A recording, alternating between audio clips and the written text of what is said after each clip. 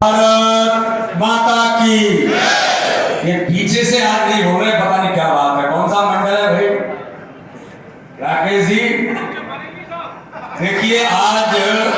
उदयपुरा विधानसभा का सम्मेलन है और ये कार्यकर्ताओं का सम्मेलन है और यहां से जो आज आवाज निकलेगी, ये आवाज ही जीत का रास्ता सुनिश्चित करेगी। क्योंकि भारतीय जनता पार्टी में कार्यकर्ता की जो आवाज है, यही हमारी अगर कोई ताकत है तो सबसे बड़ी ताकत हमारे भारतीय जनता पार्टी के बूथ बूथ के कार्यकर्ताओं की ताकत है। बोलिए भारत माता की। भारतीय जनता पार्टी जिंदाबाद, जिंदाबाद, जिंदाबाद। भारतीय जनता पार्टी जिंदाबाद, जिंदाबाद, जिंदाबाद। आज हमारे उदयपुरा विधानसभा के इस कार्यकर्ता सम्मेलन में हमारे बीच उपस्थित भारतीय जनता पार्टी के हमारे वरिष्ठ नेता पूर्व मंत्री आदरणीय रामपाल सिंह जी, इस क्षेत्र के हमारे लोकप्रिय नेता पूर्व विधायक आदरणीय रामकिशन पटेल जी, आदरणीय भागचंद उइके जी, आदरणीय दिलीप कुमार वर्मा जी, हमारे पूर्व विधायक आदरणीय रामकिशन चौहान जी, यहां पर उपस्थित हमारे जिले के सम्मानीय अध्यक्ष भाई राकेश शर्मा जी, जिले के हमारे प्रभारी आदरणीय सुधीर अग्रवाल जी, जिले के हमारे चुनाव की जिम्मेदारी जिनको मिली है, हमारे वरिष्ठ कार्यकर्ता हैं जिन्होंने भारतीय जनता पार्टी में हमेशा से अपनी महत्वपूर्ण भूमिका निभाई, ऐसे आदरणीय नरेंद्र सिंह जी कुशवाहा, हमारे आकांक्षी विधानसभा के प्रभारी भाई भगत सिंह जी, किसान मोर्चे के हमारे ऐसे अध्यक्ष जिनको बड़ा फायर ब्रांड अध्यक्ष के तौर पर मेरी टीम के अंदर है, ऐसे भाई दर्शन सिंह चौधरी जी, यहां पर उपस्थित हमारे आदरणीय शिवाजी पटेल जी, हमारे वरिष्ठ नेता, आदरणीय हरनाम सिंह जी राजपूत, धर्मेंद्र सिंह जी चौहान, हमारे पूर्व जिलाध्यक्ष, विधानसभा के संयोजक आदरणीय प्रहलाद लोधी जी, आज हमारे इस कार्यक्रम के प्रभारी नेपाल सिंह जी, प्रदेश कार्य समिति के सम्मानित सदस्य, नौजवान साथी जो मेरे साथ लगातार मीडिया के अंदर काम देख रहे हैं, ऐसे आदरणीय नरेंद्र शिवाजी पटेल जी, जिले के हमारे उपाध्यक्ष गोविंद सिंह जी, शेर सिंह चौहान जी, पवन रघुवंशी जी, राजेंद्र ठाकुर जी, संतोष राय जी, नगर पंचायत की अध्यक्ष बरेली के हमारे श्री हेमंत राजा भैया चौधरी जी, श्रीमती सीमा चौहान जी, देवेंद्र चौधरी जी, सीमा ब्रजेंद्र राजपूत जी और उपस्थित हमारे सभी सम्मानित जिले के अन्य पदाधिकारीगण, सभी सम्मानित मंडलों के अध्यक्ष और सभी उपस्थित मंच पर, क्योंकि मंच पर भी बहुत लोग हैं, नाम लेना हो सकता है, बहुत सारों के नाम इसमें लिखे भी नहीं होंगे, तो मंच पर उपस्थित हमारे सभी वरिष्ठ नेतागण और आज इस कार्यकर्ता सम्मेलन में उदयपुरा के विधानसभा के प्रत्येक बूथ से आए हुए कार्यकर्ता भाई और बहनों, मैं दोनों हाथ जोड़ करके आप सबको प्रणाम करता हूं कि आज भारतीय जनता पार्टी के इस कार्यकर्ता सम्मेलन में एक एक बूथ से आज यहां कार्यकर्ता उपस्थित हुआ है। अभी राकेश जी ने आपको कहा कि पूरे मध्य प्रदेश के भारतीय जनता पार्टी के 230 विधानसभाओं के कार्यकर्ताओं के सम्मेलन, अभी मैं रास्ते में देख रहा था कि अभी तक हम 185 विधानसभाओं के कार्यकर्ताओं के सम्मेलन संपन्न हो गए। भारतीय जनता पार्टी का जो कार्यकर्ता है, प्रत्येक बूथ पर, उदयपुरा विधानसभा के प्रत्येक बूथ पर काम करने वाले जो कार्यकर्ता हैं और ऐसे कार्यकर्ता जिन्होंने इस भारतीय जनता पार्टी को रायसेन जिले से लेकर के उदयपुरा के इस क्षेत्र में, जिन्होंने अपने खून और पसीने से, जिन्होंने अपने अथक परिश्रम से, जिन्होंने अपने लगातार प्रयासों से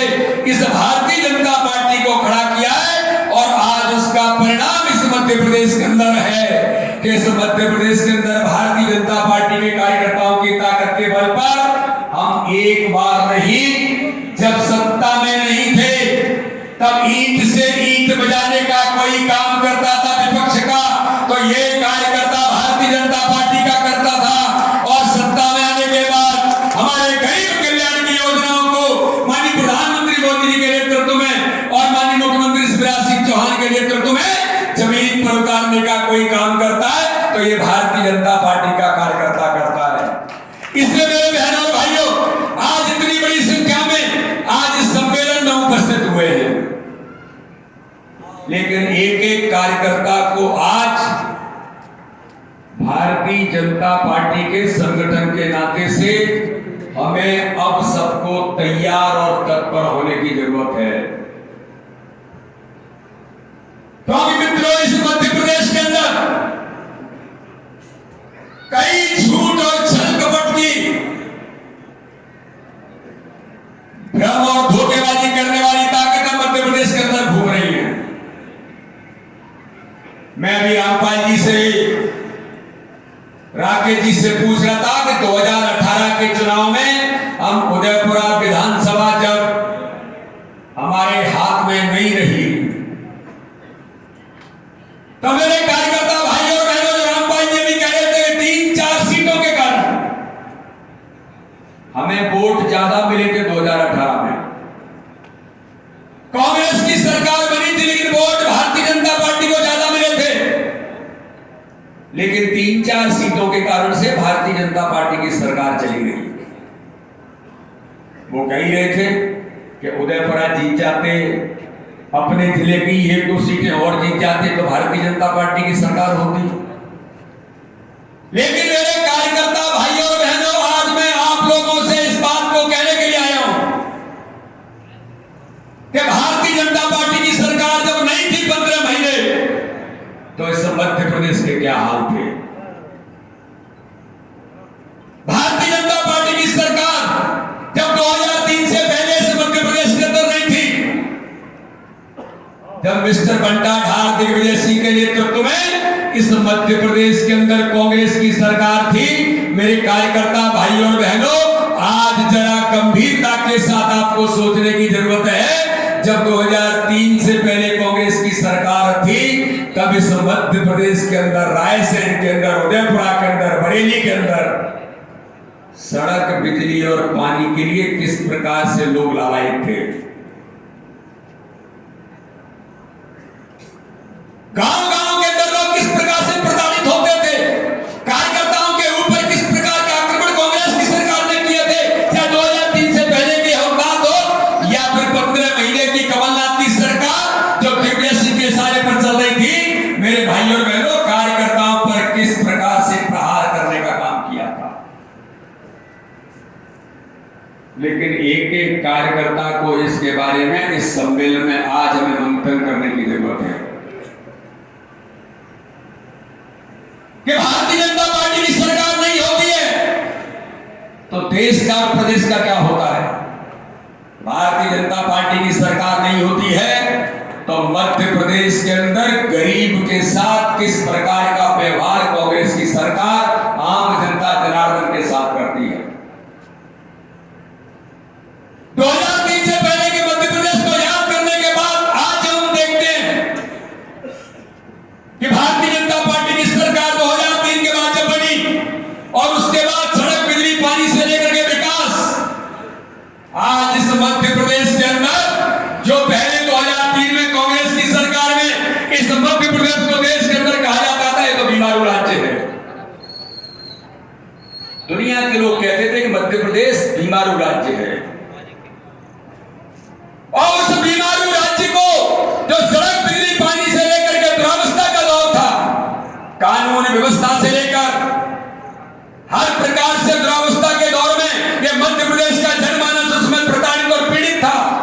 लेकिन भाजपा की सरकार बनती है तो मेरी बहनों और भाइयों, मेरे कार्यकर्ता जो इतनी बड़ी ताकत, बड़ी संख्या में आज इस सम्मेलन में एकत्रित हुए हैं, 2003 के बाद जब भारतीय जनता पार्टी की सरकार बनती है तो मध्य प्रदेश के अंदर विकास के नए आयाम खड़े हो जाते हैं। सड़क, बिजली, पानी से लेकर आज मैं कहना चाहता हूं, और एक कांग्रेस के कोई लोग आते हैं, यहां के जो विधायक होंगे उनसे जरा पूछिए। और कोई कांग्रेस का मित्र अगर आता है हमारे बूथ पर, हमारे मंडल के अंदर, हमारे गांव के अंदर, तो पूछिए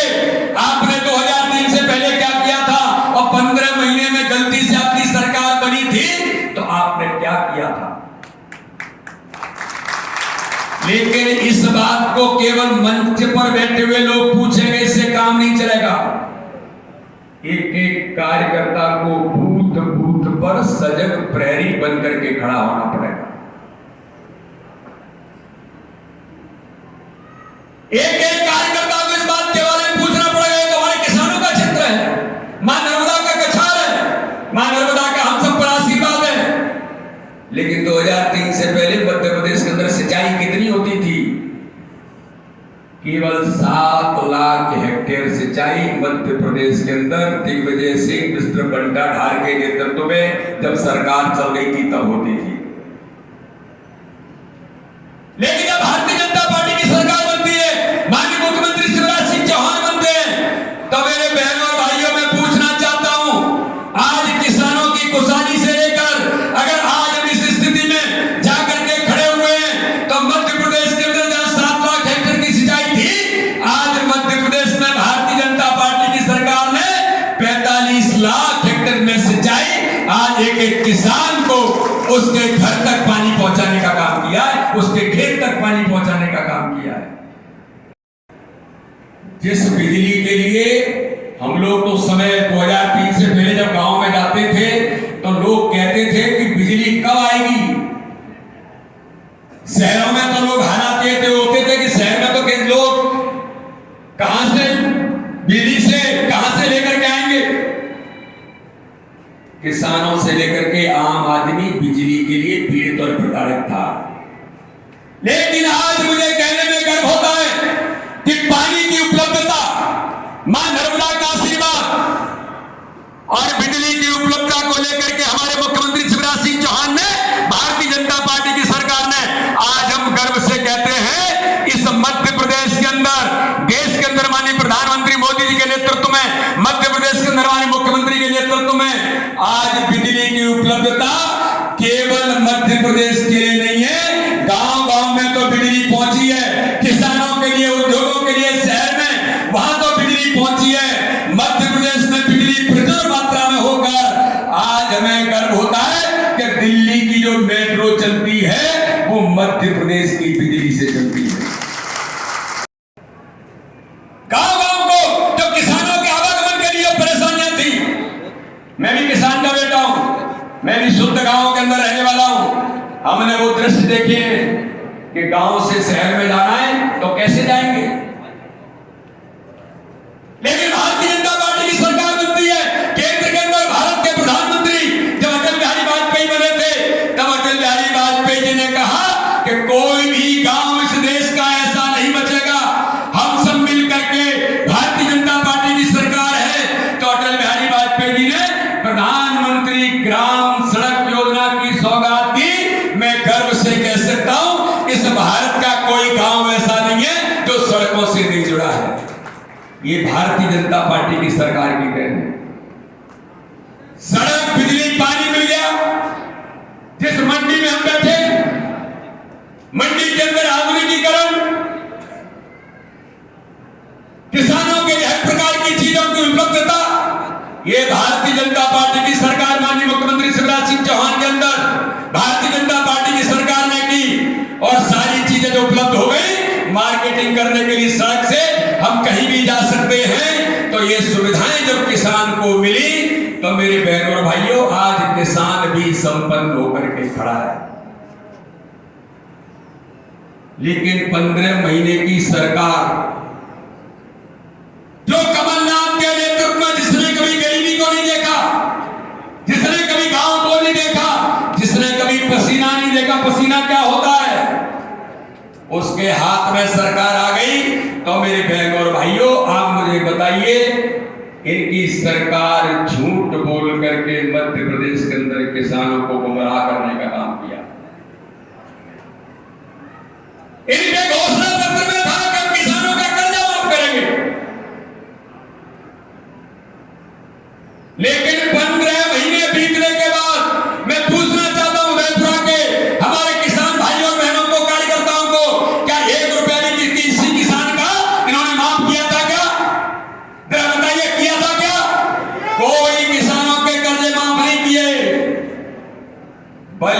एक किसान हमारा डिफॉल्टर हो गया और बैंक किसानों को कर्जा देने बंद कर दी, लेकिन इनके पाप को धोने का काम या बैठे हुए कार्यकर्ताओं को प्रवक्ता बनना है। आपको एक एक बात इनसे पूछनी चाहिए कि आपने ये कहा था और आपने कर्जा माफ तो नहीं किया, दिखावे के लिए कुछ चीजें की, बल्कि हर किसान डिफॉल्टर बनकर के बैंकों ने उसके ऊपर तमगा लगा दिया। और किसान तो अभिमानी होता है, किसान जब कर्जे में डूबता है तो वो इन चीजों के बारे में गंभीरता से बात करता है, लेकिन उस डिफॉल्टर किसान को आज मैं यहां पर इस कार्यकर्ता सम्मेलन में गंभीरता के साथ कहना चाहता हूं मेरे बहनों और भाइयों कि जब किसान डिफॉल्टर हो गया था तो उस किसान को डिफॉल्टर से नॉन डिफॉल्टर बनाने में 2200 करोड़ रुपए किसने दिए? तो भारतीय जनता पार्टी की सरकार माननीय मुख्यमंत्री शिवराज सिंह चौहान ने दिए। किसानों को नॉन डिफॉल्टर बनाने का काम किया। नौजवानों के लिए कहा कि नौजवानों के लिए बेरोजगारी भत्ता देंगे, 4000 रुपए नौजवानों को बेरोजगारी भत्ता देंगे। मैं पूछना चाहता हूं इस मंच से, एक भी किसी नौजवानों को 1 रुपया ने कभी दिया था क्या? जरा बताइए ना, दिया था क्या? आवाज बोल के बताइए, दिया था क्या? 1 रुपया किसी को नहीं दिया। नौजवानों से झूठ बोला। अभी एक बात बड़ी ये चर्चा चलाने का काम कर रहे हैं, हम 500 रुपए में गैस सिलेंडर देंगे। मेरे कार्यकर्ता भाइयों बहनों, इनका घोषणा पत्र 2018 का उठा के देखो, उसमें लिखा इनने हम 100 रुपए गैस सिलेंडर पर कम करेंगे, इनके घोषणा पत्र में था 2018 में। लेकिन 15 महीने की सरकार में इन्होंने 1 रुपया किसी सिलेंडर पर किसी को इन्होंने कम करने का प्रयास किया था क्या? सोचा भी नहीं था। इनको तो लग गया सरकार बन गई, अब क्या जाता है। झूठ और छल कपट की राजनीति करने वाली कांग्रेस उस झूठ बोलने के कारण सत्ता में बैठ गई थी। और इसलिए इन कार्यकर्ताओं को मैं कहना चाहता हूं, मैं कह रहा था अभी और उत्साह लाने की जरूरत है और हमें वोकल होने की जरूरत है। चाय की दुकान, पान के ठेले पर, चौराहे पर हमें बात करने की जरूरत है, क्योंकि 15 साल की हमारी सरकार में इस मध्य प्रदेश में जो विकास किया है, हर गरीब के जीवन को बदलने का काम देश के माननीय प्रधानमंत्री मोदी जी ने और मध्य प्रदेश के हमारी सरकार ने माननीय मुख्यमंत्री के नेतृत्व में जो काम किया है, इस मध्य प्रदेश को बीमारू राज्य से विकसित राज्य बनाने का काम भारतीय जनता पार्टी की सरकार ने किया है। लेकिन ये केवल इतने से काम नहीं चलेगा। हमको एक एक कार्यकर्ता को इस बात को बूथ बूथ पर, गांव गांव में, पान की दुकान और चाय के ठेले पर, मैं दर्शन सिंह जी से कह रहा था बड़े बड़े कार्यक्रम सम्मेलन तो होंगे, लेकिन झूठ बोलने वाली ताकतों को जवाब देना है तो कार्यकर्ताओं को गांव गांव में छोटी किसानों की चौपालें करनी पड़ेगी, वहां चर्चा चलानी पड़ेगी। आज मैं पूछना चाहता हूं कि इस देश के अंदर आजादी के 75 वर्षों में कोई गरीब गांव के अंदर, गांव के किसी कॉर्नर पर रहता है और झोपड़ी में रहता है, उस झोपड़ी में रहने वाले उस गरीब आदमी की चिंता किसने की? आजादी के 75 साल हो गए, 55-60 वर्षों तक कांग्रेस ने राज किया है। लेकिन मेरे कार्यकर्ता भाइयों और बहनों, जब प्रधानमंत्री नरेंद्र मोदी जी की सरकार बनती है और सरकार बनते से प्रधानमंत्री कहते हैं मेरी ये सरकार इस देश के अंदर गरीबों को समर्पित सरकार होगी, तो केवल नारा नहीं लेते। माननीय प्रधानमंत्री नरेंद्र मोदी जी ने सरकार बनते से ही जब कहा कि कोई गरीब जो झोपड़ी के अंदर रहता है, जिनके चित्रों पर भारतीय जनता पार्टी के कार्यकर्ता माल्यार्पण करके काम की शुरुआत करते हैं, पंडित दीनदयाल उपाध्याय, डॉक्टर श्यामा प्रसाद मुखर्जी, तो पंडित दीनदयाल उपाध्याय एक गांव के कॉर्नर पर छोटी सी झोपड़ी में रहने वाले व्यक्ति थे। और जिस व्यक्ति ने इतना बड़ा दल को खड़ा किया, एक झोपड़ी में रहने वाले व्यक्ति, यहां जनसंघ के भी लोग कुछ बैठे हैं जिन्होंने काम किया है। लोगों ने उस मेहनत को देखा है कि जो एक झोपड़ी में रहने वाला व्यक्ति था, उन्होंने इतने